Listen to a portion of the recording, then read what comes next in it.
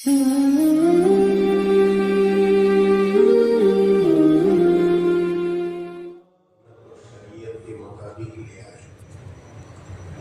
لیے کہ نکاح کا دین ہمارے پاس موجود ہے۔ ایک حدیث کے اوپر بات چل رہی تھی کہ جو ہے بعض لوگ مال، حسب، نسب، جمال، لیکن جو ہے وہ ہم سب کو کہا کہ ولی دین ہم دین کو سامنے رکھیں، فاصبر لذات الدین، اور اگر دین کو سامنے رکھا تو تم ہر حال میں کامیاب ہو جائے۔ کامیابی کا وعدہ اللہ کے نبی علیہ السلام نے فرمایا ہے، اس لیے ہم اپنے نکاحوں کو سالہ کریں۔ اس لیے آپ دیکھیں گے کہ نکاح کے موقع پر آیات پڑھی جاتی ہے۔ یہ 3 آیتیں جو پڑھی جاتی ہیں وہ حضور پاک علیہ السلام سے ثابت ہے، احادیث کا ثبوت نہیں دیتا۔ ہمارے اکابرین اور اولیاء کاملین سے احادیث ثابت ہے، لیکن حضور سے جو ثابت ہے وہ آیتیں ثابت ہیں۔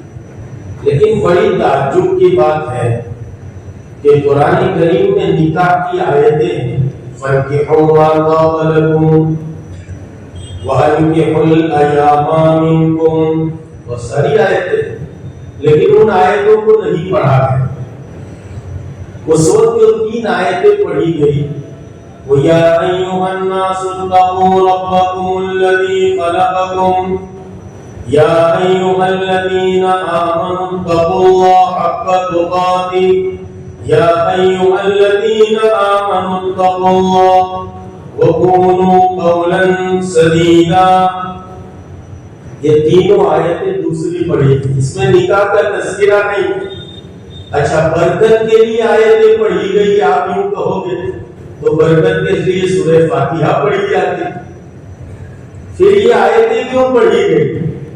ان تینوں آیتوں تو اللہ رب العزت نے ارشاد فرمایا یا ایھا الناس اتقوا یا ایھا الذین آمنوا اتقوا اللہ، اے ایمان والو اللہ سے ڈرو، اس لیے کہ جہاں تم رشتہ کر رہے ہو اس رشتے کے معاملے میں اللہ سے ڈرو۔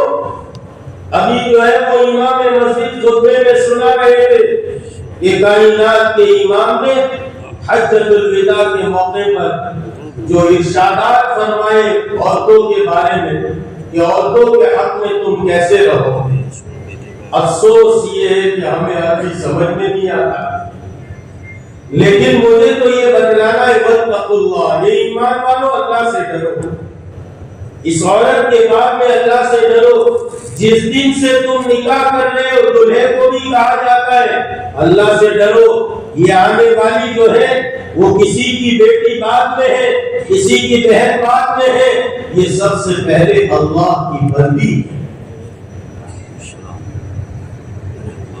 لڑکے کے ماں باپ کو، لڑکی کے ماں باپ کو سنایا کہ دیکھو اللہ سے ڈرو، معاملات میں ایسا نہ ہو کہ تم اللہ کو بھول جاؤ، اللہ کے رسول کو بھول جاؤ۔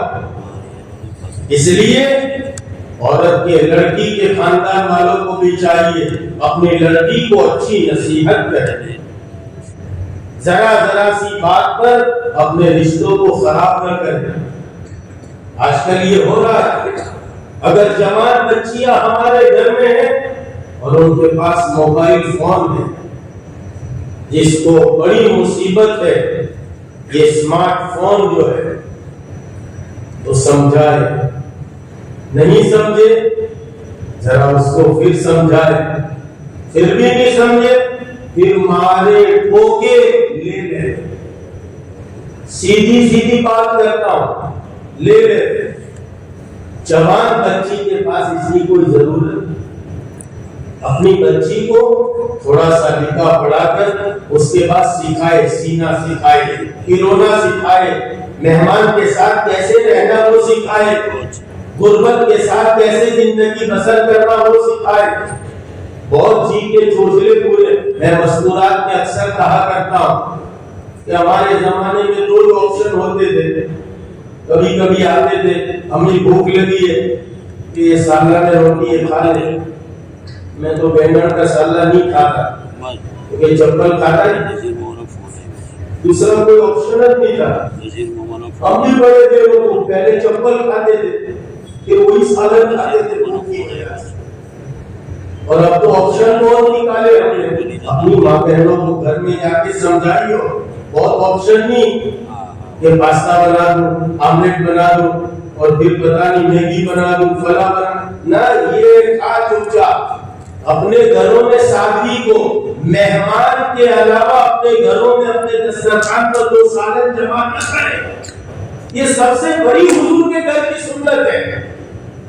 ہم باتیں خالی کرتے ہیں، باتوں سے دین وجود میں نہیں آتا، کر کے دکھانا پڑتا ہے۔ اسی کو میں کہہ رہا تھا، اقبال نے کہا نا، تجھے تیرے آبا سے کوئی نسبت ہو نہیں سکتی، تو سراپا گفتار، وہ سراپا کردار، پھر آگے کہتے ہیں تو ثابت ہو سکیا ہے، تو نے تو جمود اختیار کر لیا اپنی روزی، اپنے روزے پر، اپنی نماز پر، اپنی تسبیح پر، اپنی تلاوت پر۔ ہم نے تو مزید کا کونا پکڑ لیا کہ ہم تو دیندار ہیں۔ یہ تو عیسوی اور مسلم مزاج ہے، ہمارا مزاج تو محمدی ہے کہ میری ذات سے لے کر قیامت تک آنے والے آخری انسان تک، دنیا کے آخری کنارے تک دین اس کی حقیقت کے ساتھ پہنچنا چاہیے۔ اس کے لیے اللہ نے محنتیں دی ہیں، دعوت کی، تعلیم کی، تزکیے کی، یہ تینوں محنتیں چلے، ایک دوسرے کی معاونت کے ساتھ چلے، ایک دوسرے کی مدد کے ساتھ چلے۔ ہاں، واڑا بندی نہ ہو، دعوت والے الگ، تعلیم والے الگ، تزکیے والے الگ، نہ، تینوں محنتیں ایک ساتھ چلے۔ خیر، کسی اور موقع پر عرض کروں گا۔ تو لڑکی کے ماں باپ واتقوا اللہ، اللہ سے ڈرے لڑکے کے باپ میں، اور لڑکے والے بھی لڑکی کے باپ میں اللہ سے ڈرے۔ یہ لڑکی اپنے ماں باپ کو چھوڑ کر آ رہی ہے، تو اب اس کے ساتھ ماں باپ بن جاؤ، اس کے ساتھ ماں، وہ ساس سسر کو تھوڑی چھوڑ کے آئی، وہ تو ماں باپ چھوڑ کے آئی ہے، تو اب تم ماں باپ بن جاؤ۔ مولوی صاحب دیکھو نے یہ تو اس کا غلام بن کے، تو میں نے کہا بھائی دوسری کسی کا غلام بنانا ہے، اس کو لے کے پھرا، میں نے کہا باجو والی کو لے کے پھرے گا، اس کو لے کے پھر تو کرنا کیا چاہتا ہے؟ ہمارے بڑے ہیں برے، معاف کرنا، معاف کرنا، لیکن یہ حقیقت ہے، میں دونوں طرف کی بات کرتا ہوں۔ ہمارے چھوٹے بے عقل ہیں لیکن ہمارے بڑے بے وقوف ہیں۔ ہمارا حال معاشرے میں ایسا ہی ہے۔ تمہارا جمائی کیسا؟ ارے میرے جمائی تو اتنے اچھے، جانے تو نہیں کہنے کی بات تھی، میری چھوکری 2-4 طلاق گھر آ گئے تو 5-7 فون آ جاتے، اگر ایک رات رکنے کی ہوئے تو دیدار کے لیے دعوات نمودار ہو جاتے۔ بیٹا کیسا تمہارا، بہو کیسی؟ ارے جانے تو نہیں آئی ہے تب سے میرے چھوکرے کو اس کا بنا دیا۔ تو یہ کیسا ہمارا انصاف ہے اپنی بیٹی کے بارے میں یوں؟ اور کسی کی بیٹی ہے اور بیٹی بعد میں ہے، اللہ کی بندی پہلے ہے، اور اللہ کو اپنی مخلوق کے ساتھ بہت محبت۔ ایک بات یاد رکھنا، اس لیے واتقوا اللہ، تقوی کی آیتیں پڑھی گئی۔ یا ایھا الناس اتقوا ربکم الذی خلقکم من نفس واحدہ، ارے اس رب کریم سے ڈرو جس نے ایک نفس سے تمہیں پیدا کیا، وخلق منہا زوجہا، آپس میں جوڑے جوڑے بنا۔ یہ اللہ کی نشانی ہے، ہم سنت شریعت کے مطابق عمل کریں تو پھر شادی سکون کی چیز بنے۔ ابھی کیا کہتے ہیں نوجوان بھی، یوں کہتے ہیں کہ جی ہنسے تینوں گھر بسے، تو آگے پھر لوگ کہتے ہیں جی وسے بچی کیا رہے ہنسے۔ سب کو شادی ابھی بوجھ لگ، وہ میاں بیوی ایک دونوں بیٹھے تھے، 2-4 باتیں سناؤ، تو ذرا موڈ خراب تھا شوہر کا، تو عورت ہوتی، اصل میں یہ اپنے شوہر کو بہت چاہتی ہے۔ ہاں، یہ کسی اور موقع پر تفصیل، میں آنے والے جوانوں کے ساتھ بیٹھتا ہوں، ان کو سمجھاتا رہتا ہوں آپ بھی اب سب کو میں سمجھا نہیں سکتا، ابھی وقت بھی نہیں ہے، تو بہت محبت کرتی ہے وہ بیچارہ۔ تو اس نے دیکھا کہ اس کی اتریلی گھڑی ہے، کہ کب اس کا موڈ ٹھیک ہوئے گا خبر نہیں، تو دھیرے سے وہ کہتی ہے اچھا تب مر جائیں گے پھر کہاں جائیں گے؟ تو میں تو جنت میں جاؤں گا، جنت میں کیا کہتا ہے؟ ہر آدمی اپنے آپ کو میاں مٹھو سمجھتا ہے، میں بہت اچھا،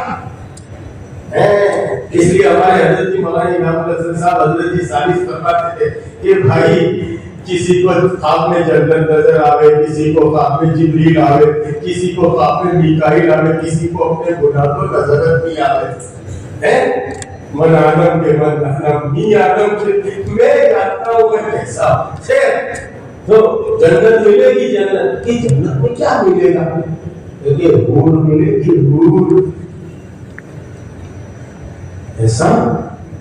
تو پھر اس نے کہا کہ جب میں مروں گی تو کہاں جائے گا؟